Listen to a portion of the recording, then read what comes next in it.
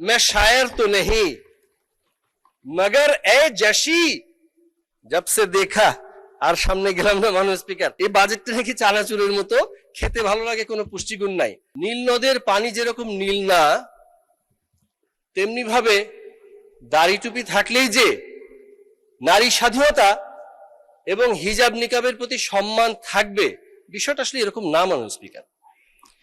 এরকম বিষয়গুলো আসলে আমরা অবশ্যই এটা অ্যাড্রেস করতে চাই যে আমাদের সবার ব্যক্তি স্বাধীনতার বিষয়ে আমাদের সম্মান এবং শ্রদ্ধার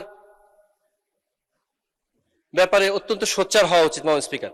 এটা আমরা দুঃখের সাথেই বলছি। মাননীয় স্পিকার, ফ্যাক্ট এবং ন্যারেটিভের ব্যাপারে কথা বলেছিলাম, অল্প সময় ছিল, বুঝিয়ে বলতে পারি। আজকে দেখলাম প্রাসঙ্গিক বিষয়টা উঠে আসলো।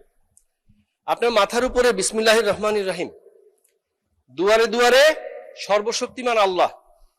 আমরা এমনও দেখেছি, আমরা ইসলামের পতাকা হাতে নিয়ে দেখা গেছে হিকমা অবলম্বন করতে গিয়ে বৈশ্বিক পরিস্থিতিতে রাজনৈতিক অবস্থা বিবেচনায় অনেক সময় ইসলামের পতাকা হাতে নিয়েও শরিয়া আইনের ব্যাপারে প্রশ্ন আসলে অনেক সময় এড়িয়ে যেতে দেখেছি মাননীয় স্পিকার। কিন্তু ফ্যাক্ট হলো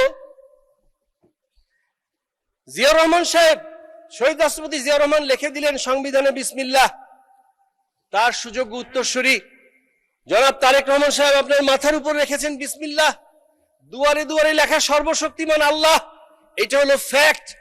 এই বৈশ্বিক পরিস্থিতিতে, এই অবস্থায়ও হিকমা অবলম্বন করার প্রয়োজন পড়ে নাই মাননীয় স্পিকার। এটাই ফ্যাক্ট। মাথার উপর বিসমিল্লাহ, দুয়ারে দুয়ারে সর্বশক্তিমান আল্লাহ, অথচ বাজারে মাঝে মাঝে ন্যারেটিভ চালানোর চেষ্টা হচ্ছে জান্নাতের সোল এজেন্ট নাকি একটা ওজন মাপার পাল্লা মাননীয় স্পিকার। নাউযুবিল্লাহ, নাউযুবিল্লাহ। জান্নাতের টিকিট বিলাইয়া কেমনে ধর্ষণ করলা? আস্তাগফিরুল্লাহ, আস্তাগফিরুল্লাহ। মাননীয় স্পিকার, मैं शायर तो नहीं मगर ए जशी जब से देखा। আর সামনে গেলাম না মাননীয় স্পিকার। এখানে অনেক সময় শের ও শায়েরির ব্যাপারে কথাবার্তা হয়, তো সেজন্য একটু ছিটে ফোটা টাচ করা মাননীয় স্পিকার। আত্মসমালোচনার কথা বলছিলাম। আমি শুধু এক পাশে প্রশংসা আরেক পাশে তিরস্কার এরকম করবো না মাননীয় স্পিকার। প্রায় 20,000 কোটি টাকা আমি যে ভুল না শুনে থাকি, যদি তন্দ্রাচ্ছন্ন না হয়ে থাকি, বন্ধ শিল্প কারখানা চালুর ব্যাপারে, বরাদ্দের ব্যাপারে কথা হয়েছে মাননীয় স্পিকার। তো আমি কিন্তু আমাদের মাননীয় শিল্পমন্ত্রী মহোদয় এখন উপস্থিত থাকলে ভালো হতো। মাঝে মাঝেই যখন আমার রংপুর সুগার মিলসটা পুনরায় চালুর ব্যাপারে কতটুকু কি অবস্থা হলো, এটা যখন কথা বলি, আমার শ্বশুরবাড়ি এলাকার এমপি সাহেব এবং মাননীয় মন্ত্রী তিনি ডাগর ডাগর চোখে ঠান্ডা ভাবে আমার দিকে তাকিয়ে থাকেন। আরেকদিন বলেছিলাম ইতা খিতা খরে বাবা, এই টাইপের একটা কোশ্চেন আর কি ওনার চোখে আমি দেখতে পাই। কিন্তু মাননীয় স্পিকার, এই মৌনতাকে আমি সম্মতির লক্ষণ ধরে নিচ্ছি। এটা করতেই হবে, কারণ এতগুলো টাকা থাকতে মাত্র 100 কোটি টাকারও নিচের বাজেট দিয়েই এই সুগার মিলটি সফলভাবে পুনরায় চালু করা এবং লাভজনক করা সম্ভব মাননীয় স্পিকার। অনুমোদিত আমাদের গাইবান্ধা ইপিজেড, সেটার ব্যাপারে বাস্তবায়ন প্রক্রিয়া কবে শুরু হবে এবং অ্যাকুইজিশন কবে শুরু হবে সেই ব্যাপারেও আমরা ছেড়ে কথা বলবো না মাননীয় স্পিকার, যতই সরকার দলের হয়ে থাকি। যেহেতু বাজেট হয়েছে, আমাদের অ্যালোকেশন দিতেই হবে ইনশাআল্লাহ। মাননীয় স্পিকার, ওয়াজিরে খামখা একজন ছিল, তার সাথে টকশো করতে গিয়ে শুনলাম 8,32,000 কোটি টাকার বাজেট নাকি ছায়া বাজেট করেছেন তারা। বলছিলেন 9,38,000 কোটি টাকা এত বাজেট হয়ে গেল, 5 লক্ষ কোটি টাকা ছিল আসলে বাস্তবিক বাজেট। তো আমি প্রশ্ন করলাম যে 5 লক্ষ কোটি টাকা যদি বাস্তবিক হয়ে থাকে, তাহলে আপনি মিস্টার ওয়াজিরে খামোখা 8,32,000 কেন করলেন? আপনি 5 লক্ষ করলেই পারতেন। তো ছায়া বাজেটটা কিভাবে প্রণয়ন করবেন একটু যদি দিতেন, তাহলে বোঝা যেত আর কি কি অবস্থা। মাননীয় স্পিকার, বাজেটে চানাচুরের পুষ্টিগুণ জানা সম্পর্কে একটা যদি কমিটি করার জন্য বরাদ্দ রাখা হতো তাহলে খুব ভালো হতো। চানাচুরের ডিব্বা না, চানাচুরের পুষ্টিগুণ।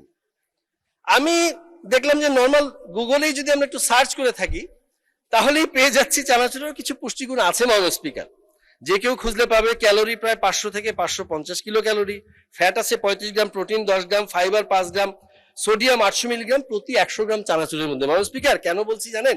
এই বাজেটটা নাকি চানাচুরের মতো, খেতে ভালো লাগে, কোনো পুষ্টিগুণ নাই। তো বিষয়টা আসলে এরকম নয় মাননীয় স্পিকার, তাদের কথা অনুযায়ী। জি, আপনাকে আর 2 মিনিট বাড়িয়ে দেওয়া হলো। মাননীয় স্পিকার, ধন্যবাদ। একদম শেষ পর্যায়ে চলে আসছি মাননীয় স্পিকার, যেটা না বললেই নয়। দেখুন মাননীয় স্পিকার, জিয়া রহমান সাহেব, শহীদ রাষ্ট্রপতি জিয়া রহমান পরবর্তীতে রাজনীতিবিদদের জন্য রাজনীতি কঠিন করে যাবেন এটা বলেছিলেন এবং করেছেন। বীর দর্পে ছুটে চলেছেন, তরুণ যুব সমাজকে নিয়ে খাল খনন থেকে শুরু করে অন্যান্য সমস্ত কার্যক্রম বাস্তবায়নের জন্য আনাচে কানাচে ছুটে বেরিয়েছেন। তেমনি ভাবে আমিও মাননীয় প্রধানমন্ত্রীর এই ছুটে বেড়ানো আমাদেরকে সাথে নিয়ে এই কর্মকাণ্ডে উদ্বুদ্ধ হয়ে আমি আজকে সকল সংসদ সদস্যের জন্য একটা বিষয় একটু কঠিন করে দিচ্ছে মাননীয় স্পিকার। আমাদের 32 গাইবান্ধা 4 গোবিন্দগঞ্জ আসনে মাননীয় স্পিকার, আমরা একটা ভলান্টারি বাজেট দিচ্ছি, স্বেচ্ছাশ্রমের বাজেট দিচ্ছি। এই বাজেটের সাথে 2টা খাল খনন প্রকল্প হয়েছে, সফলভাবে চলছে। এই 2টা খাল খনন প্রকল্প শেষ হওয়ার পরে আমাদের গোবিন্দগঞ্জের আপামর জনসাধারণ, বাংলাদেশ জাতীয়তাবাদী দল বিএনপি এবং অঙ্গ সহযোগী সংগঠনের সব নেতৃবৃন্দ এবং নেতাকর্মীকে সাথে নিয়ে আমরা প্রায় 1 কিলোমিটার একটা দীর্ঘ খাল কোনো বরাদ্দ না নিয়ে স্বেচ্ছাশ্রমের মাধ্যমে আমরা সেটা বাস্তবায়ন করবো ইনশাআল্লাহ। পরবর্তীতে the people of Govindganj will definitely make the politics difficult for the politician ইনশাআল্লাহ মাননীয় স্পিকার। এভাবে একটা স্বেচ্ছাশ্রমের বাজেট আমি সাথে সম্পূরক প্রস্তাব করে দিয়ে ইনশাআল্লাহ বাস্তবায়ন করে আবারও একদিন কথা বলবো মাননীয় স্পিকার। সবাইকে ধন্যবাদ জানিয়ে আপনি মহান সংসদে এই বাজেট আলোচনায় আমাকে সুযোগ দেওয়ার জন্য ধন্যবাদ জানিয়ে আপনার কাছ থেকে বিদায় নিচ্ছি। একদম বিদায় বেলায় শুধু এতটুকুই বলতে চাই, দেখুন আমরা যেভাবে সম্প্রীতি নিয়ে এই সংসদটা শুরু করেছি, সবাই তাকিয়ে আছে। জুলাই অবশ্যই আমাদের চেতনা, তবে জুলাইকে আমরা বিক্রি হতে দেব না ইনশাআল্লাহ।